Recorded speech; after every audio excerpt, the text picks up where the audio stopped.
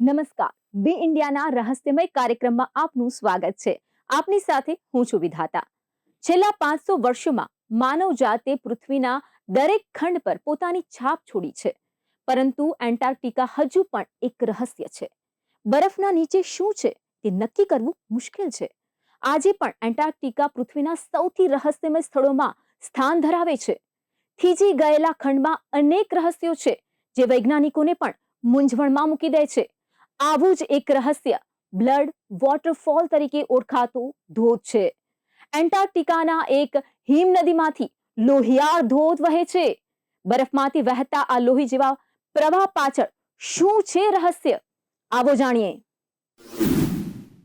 પૃથ્વી પર ઘણા રહસ્યમય સ્થળો છે જ્યાં તેમની સુંદરતા અને રહસ્ય બંને લોકોને આશ્ચર્યચકિત કરી દે છે. એન્ટાર્કટિકાના લોહીવાળા ધોધ પૃથ્વી પરના સૌથી રહસ્યમય સ્થળોમાંનું એક છે. તે માત્ર એક કુદરતી અજાયબી જ નથી, પરંતુ તે આપણને ભૂતકાળની ઝલક પણ આપે છે.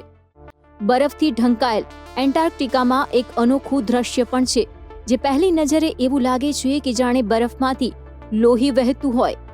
આ અદ્ભુત દ્રશ્યને બ્લડ ફોલ્સ કહેવામાં આવે છે. લોહિયાળ ધોધ ખરેખર શું છે? બ્લડ ધોધ પૂર્વ એન્ટાર્કટિકાના ટેલર ગ્લેશિયરમાંથી નીકળે છે. દૂરથી તે લોહી જેવું લાલ દેખાય છે. તેને સૌપ્રથમ 1911માં ઓસ્ટ્રેલિયન ભૂસ્તરશાસ્ત્રી થોમસ ગ્રિફિથ ટેલરે જોયું હતું. શરૂઆતમાં વૈજ્ઞાનિકોએ વિચાર્યું હતું કે શેવાળ આ લાલ રંગનું કારણ છે, પરંતુ પછીના સંશોધનમાં સત્ય બહાર આવ્યું. ધોધ લાલ કેમ? વૈજ્ઞાનિકોના મતે આ ધોધનો લાલ રંગ તેમાં રહેલા આયરનથી ભરપૂર ખારા પાણીને કારણે હોય છે. જ્યારે આ પાણી ગ્લેશિયરમાંથી બહાર આવે છે અને હવાના સંપર્કમાં આવે છે ત્યારે ઓક્સિડેશનને કારણે તે લોહી જેવો ઘેરો લાલ થઈ જાય છે. સંશોધકો માને છે કે આ ગ્લેશિયર નીચે એક પ્રાચીન તળાવ અને એક અનોખા ઇકોસિસ્ટમ આવેલા છે જે લગભગ 1.5 થી 4 મિલિયન વર્ષ જૂની છે. લાખો સૂક્ષ્મ સજીવો રહે છે, પ્રકાશ વિના, ઓક્સિજન વિના અને અત્યંત ઠંડી સ્થિતિમાં ટકી રહે છે.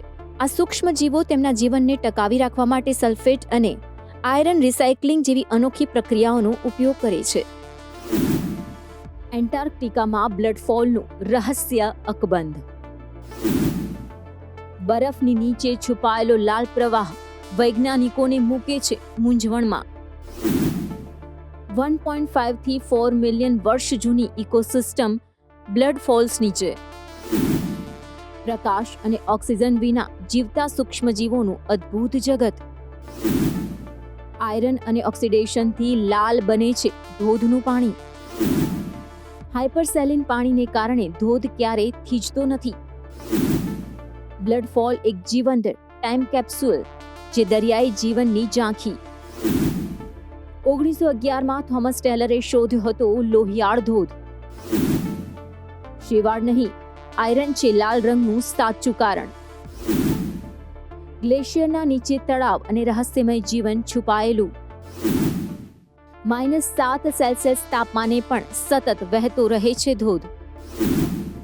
બ્લડ ફોલ સુધી પહોંચવું માનવો માટે આજે પણ પડકાર. વૈજ્ઞાનિકો માટે એન્ટાર્કટિકા જીવનની ઉત્પત્તિ સમજવા માટે મહત્વપૂર્ણ સ્થળ. વૈજ્ઞાનિકો માટે આ સ્થળ કેમ ખાસ?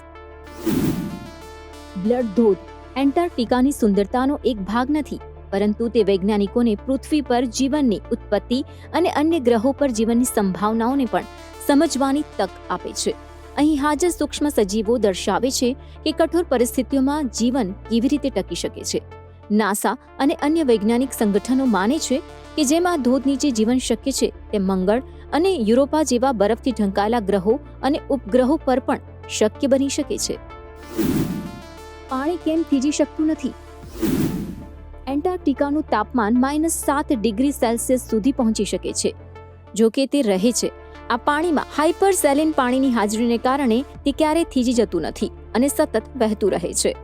આ જ કારણ છે કે આ ધોધ વહેતો રહ્યો છે. વર્ષોથી વૈજ્ઞાનિકો માને છે કે આ ધોધ એક પ્રકારનો ટાઈમ કેપ્સ્યુલ છે જેમાં લાખો વર્ષો પહેલાના પ્રાચીન દરિયાઈ જીવનનો સમાવેશ થાય છે. તેની ઊંડાઈ સુધી પહોંચવું અત્યંત મુશ્કેલ છે. કારણ કે માનવો પાસે હજુ સુધી ગ્લેશિયરમાં છુપાયેલા આ અનોખા વિશ્વના રહસ્યોને સંપૂર્ણપણે ઉઘાડવાની ટેકનોલોજી નથી. બ્લડફોલ સુધી પહોંચવું અને અભ્યાસ કરવો અત્યંત મુશ્કેલ છે. અહીંનું તાપમાન દિવસ દરમિયાન પણ -7 ડિગ્રી સેલ્સિયસ સુધી પહોંચી શકે છે. આ સ્થળ માનવો માટે ખતરનાક છે અને ત્યાં ટકી રહેવું પણ મુશ્કેલ છે. ધોધના સ્ત્રોત સુધી પહોંચવા માટે આપણી પાસે હજુ સુધી અદ્યતન ટેકનોલોજી નથી. તો જાણ્યું ને, એન્ટાર્કટિકાનો રહસ્યમય બ્લડ ફોલ સૌથી મોટું રહસ્ય છે. ટેલર ગ્લેશિયરમાંથી વહે છે લાલ પાણીનો ધોધ.